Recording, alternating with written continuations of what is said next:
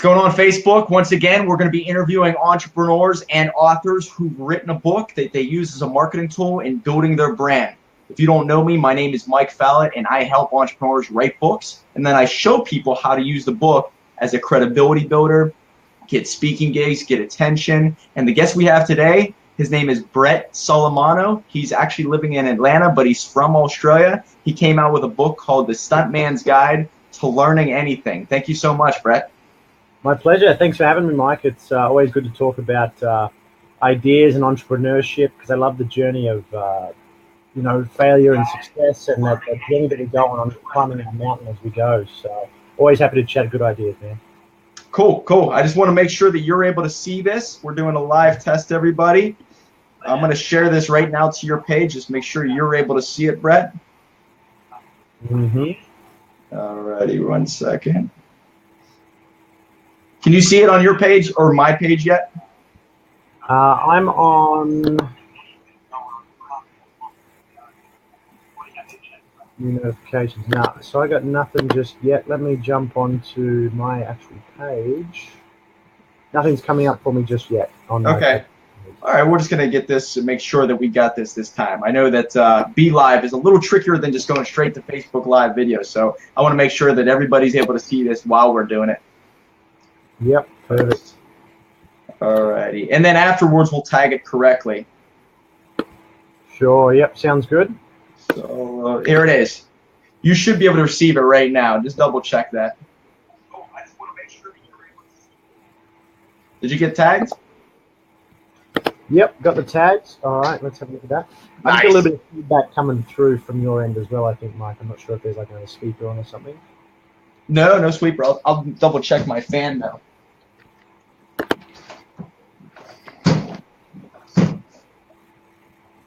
Sometimes. Are you able to see it? I've got it there, yes. Yep. Beautiful. All right, cool. Let's do this, man. All right, once again, Brett Solomano, you got the floor. You wrote a book. I want to hear what made you write the book, how do you use it, and what are the results that came from it? Yeah, it's writing my mind's gone all sorts of places right now, man. Writing the book journey, it's not a short one, and I actually got onto a program within a publishing organization called Global Publishing Group, and that was about maybe 4 years ago now. And yeah, the journey has just been kind of mostly up, but little bits of up and down since then. And especially just creating the book, it was a very beautiful experience for me as a coach and as a speaker, and now an author, to start bringing my ideas out and put them into a package, which ended up becoming this book here, A Stuntman's Guide to Learning Anything. And it's a pretty eye-catching sort of book, and everyone wants to know about being a stuntman, and I don't just think that's a stuntman. I mean, I keep getting told being a stuntman is really cool, but I always look at other people like, what does an accountant do day to day? What does a chef do day to day? And I think everyone's got their story, and everyone needs some sort of avenue for that. Book isn't right for everyone, but if you want to get, more entrepreneurial gigs, more corporate gigs as a speaker or workshop presenter or whatever, being a book is kind of that step above, where you start being taken seriously, I think, because your ideas are now in a package. I mean, this is you can feel this. This is real. It's a book. It's not a blog which anyone can bust out for $5.99 a month or whatever GoDaddy's charging right now. It's a real thing, and you can just. I've done it so many times where I'm kind of speaking to someone and I say, we're talking about maybe getting a speaking gig going on, and I say, oh, hey, let me leave you with this, and I give the book to them, and they say, oh, you have a book, and that's like the common response, man. It's like, oh, and they're just like, boom, next level. My status in their eyes has gone next level. Not a huge one, but just a little bit, and there's a sign of respect there, I think. I've never been to university, but I guess it's kind of like that. You do 4 years at university, people kind of respect that. And for me, it's about writing a book, and there's a certain respect amongst people who know what it takes to do a lot of writing. So. It's instant credibility. And even if it's just a little bit, or it could be a lot, it just comes down to you having something that's tangible. I like how you said that, because here's my book, here's my client's books. Right here, I believe, and why do I invest in real estate or anything that's tangible? Because it's real. and it Yep. can't ever be taken away. Maybe 100 years from now, somebody will find this, but it's here, Yeah. and it always will be here. Mm-hmm. And Yeah, so absolutely. that's what's nice about having a book. And then once again, you said you talk to people. There's probably a lot of stuntmans out there, but how many stuntmans have a book? Exactly, man. Exactly. There's not many. Stuntmen. How many Yeah, stuntmen have? You're yeah. probably one of the only stuntmen that have a book. There's a few stuntmen out there that have a book. I don't know that there's any others doing what I'm doing right now. You know, and there is a niche for everyone in that way where you can take whoever you are and you're the guy that does X with X, or you're the guy that does X for Y. You know, and you can craft your message through that. And I kind of shied away from that a little bit. You know, I don't want to write about being a stuntman because I want to keep that separate. I just want to do, you know, help people on the side, and I want to inspire people with the stuntman stuff. But I tried to keep the worlds apart for a long time, but they just came together, you know. And there's not many people out there doing what I'm doing right now who have there's nobody else there that's doing what I'm doing right now in the way that I'm doing it. Plenty of speakers, plenty of authors, plenty of stuntmen, but not many people are doing that same thing all in one go. Definitely, yeah. Well, first off, how did you get into being a stuntman? Oh, That's interesting work, by the way. Very interesting. I'm fascinated. The joke that I'm supposed to say here, I believe, is that I fell into it. If you're a fan of something like that, but to be honest, man, like there's no front door. I mean, nobody's ever found like happened to chance upon a job interview for a stuntman. You know what I mean? Or if they do, they should run the other way because I'm sure it's not legit. But it's very much a people industry. You have to have skills in a whole lot of, you know, badass kind of stuff. Like, you know, for me, it's truck driving, firearms, abseiling, you know, bouncing down a wall on a rope, free diving. You know, I can ride motorbikes. I've done a whole bunch of different stuff. There's a few things that I'm really, really good at, and there's a few things that, you know, sometimes I might get called upon, so I have those skills there. And you kind of have to start with those skills, but you can't, even if you're world class, you're not going to get noticed because it's a real game of trust. Both for safety, but also just for business etiquette in the film industry. So you really have to get known by people, and you have to do a lot of networking. I'm now out here in Atlanta, trying to network into the new film community that's out here. It's just blown up over the last several years because of the tax breaks that are here, and I'm out here trying to, you know, contribute to the community and make a name for myself as well. Yeah, but how do you get started? Like, it's really about knowing someone and kind of going from there and leapfrogging on every opportunity from there, yeah. Well, you're in Atlanta. Aren't they filming a lot of TV shows in Atlanta? It seems like AMC has a lot of stuff near that place. Is that one of the reasons why you're there?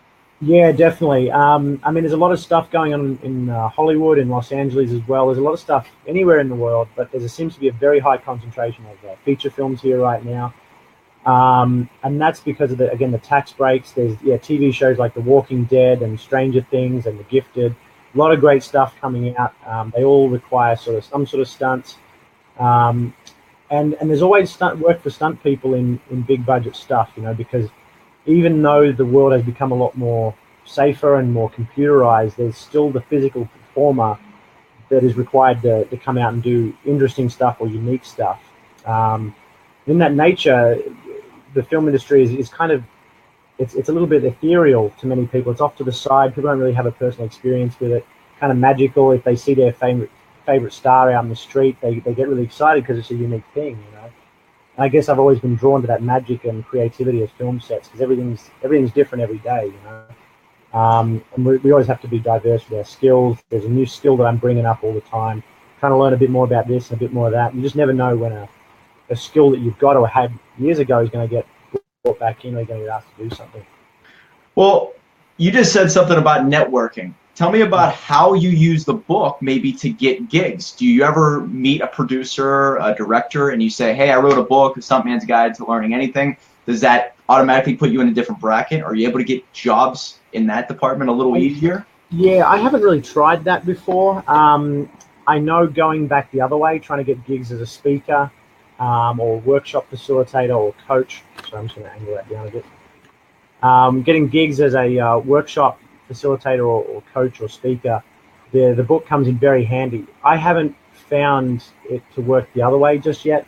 I haven't really tried, to be honest, because I'm just not sure. I'm still building kind of my own credibility, and it doesn't necessarily make me a better stuntman to have a book. There's plenty of stuntmen out there that don't have a book and they're doing really well. and I'm kind of modeling them. Their certain business etiquette, their communication, and their professionalism are even bigger than their skills. You know, if I'm a stuntman, that doesn't help me get a speaking gig if I don't have good business etiquette and I'm not a personable person that people want to connect with. So that's kind of, for me, where I'm starting with the business etiquette and just being a good person. I think that, I mean, it's kind of intangible, but I think that's really where it all starts. You know, it's the trust. You got to build trust with people and make yourself, as I'm learning in America, the good person to other people. Well, transparency and authenticity, I think, are the things that can separate you from anybody else. And number two, the story that you have, basically, of you coming from Australia, moving to LA, coming to Atlanta, basically everything you went through, you used to your advantage. And I really believe that. Yeah, absolutely, man. I'm a big fan of, you know, exploring my own comfort zones. That's what I preach to other people. And, you know, I wouldn't be a very good person myself if I didn't do that myself. So, yeah, I spent 18 months in LA living out of a van and sleeping on people's couches and stuff. People say, well, why haven't you got a house yet? You know, why haven't you got an apartment yet?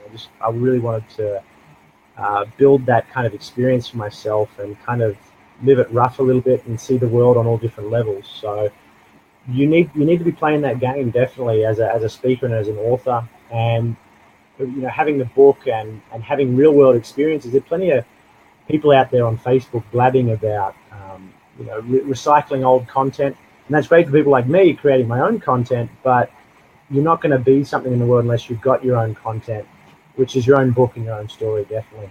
Yeah. Absolutely, man. Now, how long did it take you to write that? That's a good question, man. I would say that it took me something like 6 to 12 months. I mean, again, how long is a piece of string? When did it start? When did I actually... I had a lot of ideas that have been sitting around and floating in the Dropbox and Google Drive ether for a long time. And then, you know, I got the publishing contract to go ahead with it. I'm like, oh, okay, cool. So to answer your question, exactly how long, I don't know. I know I wrote about 100,000 words, which then got nutted down into about 42,000 words. Obviously, the 58,000 words that didn't make it in the book were not worthy of being in the book, and I wasn't proud about that. So, you know, there's a lot of junk that you got to write as well, and the better writers who understand layout and the voice of the writer, and, you know, just wording the introductions and the sales pitches, the calls to action inside the book. If you can understand that a lot better, the time frame will be a lot shorter. So it depends on how you can. If you could write a magical 40,000 words for your first book, that'd be unheard of. But, you know, 40,000 words, you can do that in under a month if you're writing a couple of thousand words a night, definitely. Yeah, and what we do here at Dream Starters, I don't know if you looked into exactly what we do. Everybody who's watching this, I just met him, I guess, on Instagram, and then we connected via email, and now here's where our first introduction. Like, this is getting to know each other online in front of everybody. So you're seeing the real introduction in front of you guys. Yeah. So what I do is, just to give you a little summary, is I meet with authors, I meet with entrepreneurs, and they have a story. They're so busy that they maybe can't write their own book per se. And all the really, really powerful celebrities and all that have ghostwriters. Now, ghostwriters basically just take their words, take their thoughts, and bring it to life in a book. And that's what we do at Dream Starters. We do it in a faster, more systematic approach. So we bring people's stories to life in 30 days or less.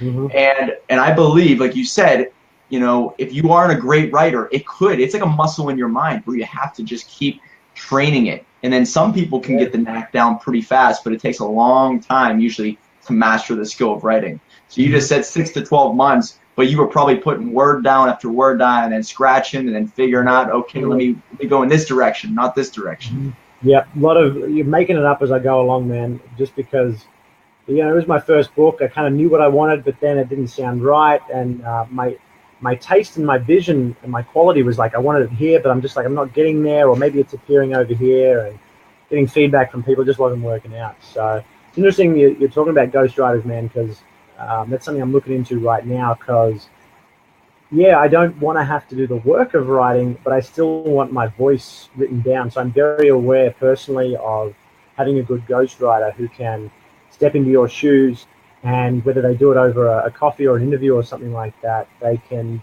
get all your ideas, talk for an hour and expand it into thousands of words. I'm very aware of the value of that. And if you can be doing that, people out there need to be listening to you, Mike. Definitely, yeah. What's fascinating to see how many people think that they don't have a story, they don't have something to tell. No. And then once you sit down over, let's just say, 1 hour meeting, the amount of content that comes out of their mouth is insane. Yeah. So it's just that roadblock in their mind that says, it's not good enough yet. But really, it's an outsider's opinion that can really bring it to a whole new light and change the direction, I guess you could say. Totally, man. And, I was in that boat as well. And this is coming from a stuntman who many people would believe could be, they're in the elite as far as interesting and cool goes. And I'm only saying that not to blow my own trumpet. It's just that's what everyone's been jamming down my throat for years. Like I said, I didn't want to be the stuntman with a book. No. I don't want to do that. I'm not interesting to people. And they're just like, wait, tell me the story about how you were set on fire again. Come on, man. I just watched that video on your website. By the way, everybody, drivensolo.com. Check out this video. It's him getting beat up, set on fire, blowing fire. Wild stuff, man. Yeah, man. And that's what I mean. I'm just like, but I'm just a stuntman. I'm just an accountant. I'm just an artist or just a chef. It's like, but how did you get right here? What's your story right here? Because we've all had failures, we've all had successes, and I think there's always value in that to someone. And if you want to start connecting with a community a little bit more, whether it's 5 people, 10 people, or 100,000 people, I think you've got to have a solid brand and a solid message, and definitely me having my book is helping me with that for sure. Yeah. So the book has helped you get speaking gigs, get attention, workshops, and you're able to build. And the key to a book, I believe, is bridge relationships. Has it done that for you through and through? Absolutely, man. Because like I say, I often carry these in my car, and when I'm meeting with people, and I met with a CEO through a friend of a friend, and I wasn't quite getting the connection across. I don't think, because he'd kind of been forced into the connection through a friend who really knew me and said, hey, Brett's really awesome, you got to check him out. And I was kind of getting started then, and I didn't really have a good pitch or what I wanted to talk about, because it was a new market that they wanted a workshop speaker for. And I was just like, I wasn't quite getting through, and I just said, well, how about I leave you this? I'll just leave the book with you, and I'd really like to do something, and perhaps we'll work it out in the future, And he just took it back, and he gave it to his events coordinator and just said, here, check this guy out, kind of thing. I got this email like 2 days later, and this lady said to me, hey, everyone in the company's read your book, and our favorite bits are X, Y, and Z, and we really wanted to speak to you about you coming down to do a talk for us. And I'm like, I wasn't expecting such a positive response so quickly, and that was really validating for me. Wow. Both in my own communication skills and the branding that I've now created from the book, So that's kind of where it starts, man, for sure, yeah. That's fascinating. So you're saying the person didn't really look at you twice whenever you first met him in person, but afterwards the book is really what got you somewhere further than you were, not in person, but afterwards when they read your story. Yeah, I would even say that it wasn't I didn't leave a negative impression with them. I think they really wanted to help me, and they had the need, but there was just the message or the need wasn't quite gelling, and there was just a bit of an abrasion there that was kind of happening.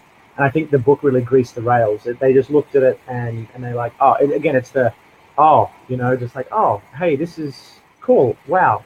I don't know what to say here, but this is cool. So they just engage. They want to engage with it further. And again, they can, because it's tangible. They can do stuff with it. They can write in it. I've got a lot of action steps in my book. You can actually make notes, questions to answer, things like that. So a book is very engaging for people.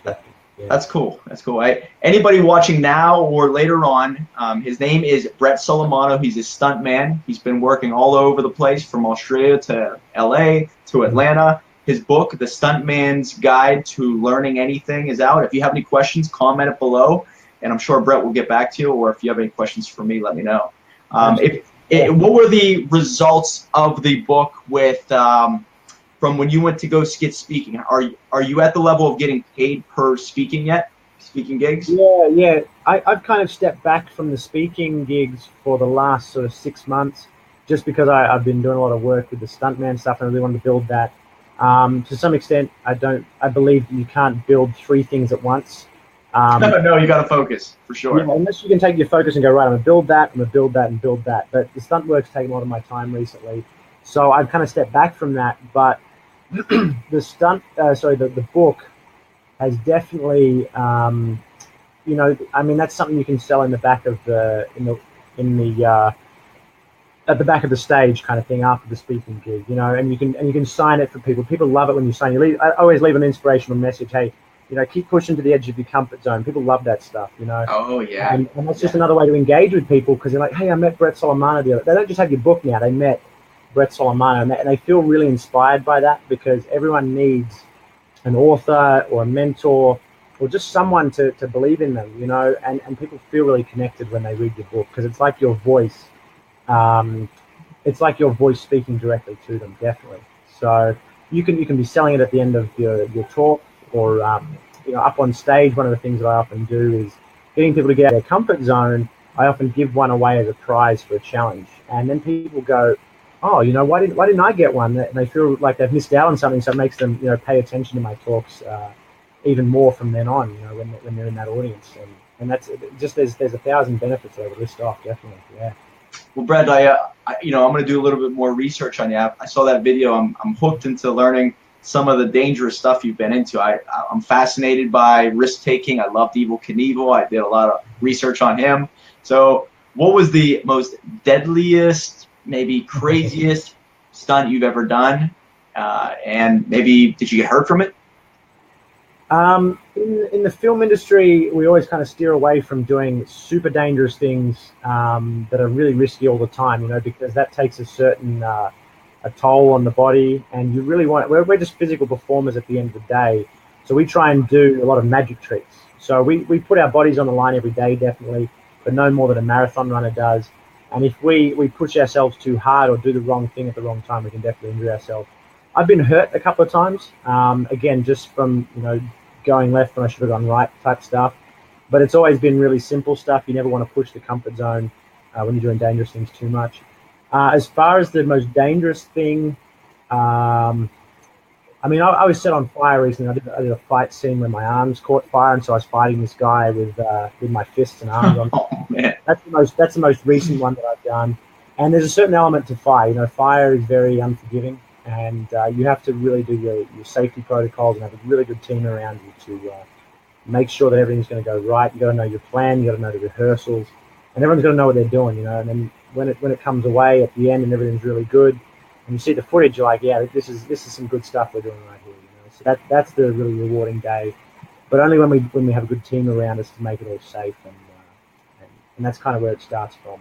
So I bet when you go to a bar for a drink and everybody's talking about their day at work, you probably have the most interesting stories every time, man. That's pretty cool. Yeah, stuntmen are often really humble for that reason, because they say something really basic like, yeah, I just had a day, it's got set on fire today, and I was like, oh, tell me about that. It's like, nah, man, I want to hear about you, because you're interested in me as well. Like, you're a real estate agent. Hey, tell me about you just sold $1 million property. Hey, that's pretty cool. Like, tell me about that. You know what I mean? And I'm a fascinated person, someone who gets fascinated really easy. So I always like asking the questions. So I always shy away from talking about myself too much when I'm in social situations like that. But it often comes back to stunts, definitely.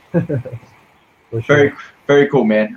Thank you so much for going over your book and how it helps people. My whole goal is to show people how a book can really help them get to the next level in their career. So thank you so much for doing that.